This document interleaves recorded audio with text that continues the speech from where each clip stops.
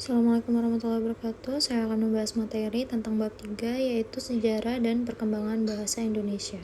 Yang pertama ada asal-usul bahasa Indonesia. Bahasa Indonesia merupakan bahasa resmi Republik Indonesia yang berasal dari bahasa Melayu. Bahasa ini memiliki sejarah panjang yang erat kaitannya dengan perkembangan budaya, politik, dan sosial di Nusantara. Bahasa Indonesia diresmikan sebagai bahasa nasional pada 28 Oktober 1928 melalui Sumpah Pemuda, sebuah deklarasi oleh para pemuda Indonesia untuk bersatu dalam bahasa, tanah air, dan bangsa yang satu.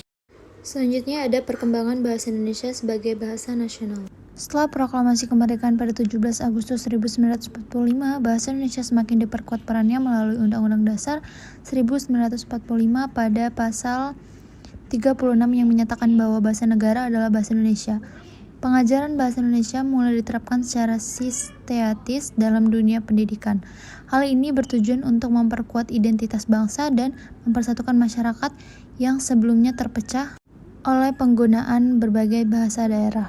Selanjutnya ada pembakuan dan modernisasi bahasa Indonesia. Salah satu tongkat penting dalam pembakuan bahasa adalah Kongres Bahasa Indonesia yang pertama kali diadakan pada tahun 1938 dan terus berlanjut hingga kini.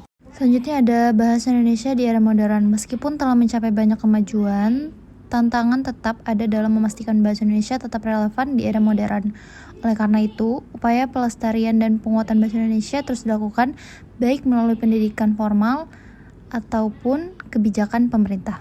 Selanjutnya bahasa Indonesia sebagai bahasa resmi negara. Bahasa Indonesia ditetapkan sebagai bahasa resmi negara dalam pasal 36 Undang-Undang 1945 yang menyatakan bahwa bahasa negara ialah bahasa Indonesia.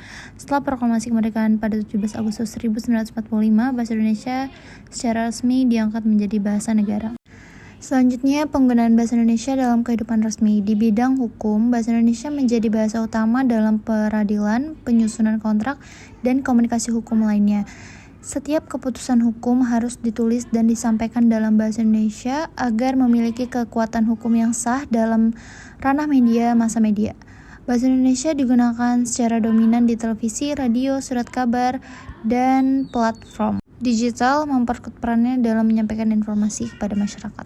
Yang terakhir ada tantangan penggunaan bahasa Indonesia sebagai bahasa resmi, yaitu untuk mengatasi tantangan ini, pemerintah melalui Badan Bahasa terus melakukan pengakuan dan pengayaan kosakata bahasa Indonesia, termasuk penerbitan pedoman resmi seperti ejaan yang disempurnakan EYD dan Kamus Besar Bahasa Indonesia KBBI. Selain itu, program Bahasa Indonesia bagi penutur asing BIPA diperkenalkan untuk mempromosikan bahasa Indonesia di kancah internasional secara tidak langsung memperkuat kesadaran masyarakat dalam menggunakan bahasa Indonesia dengan baik dan benar.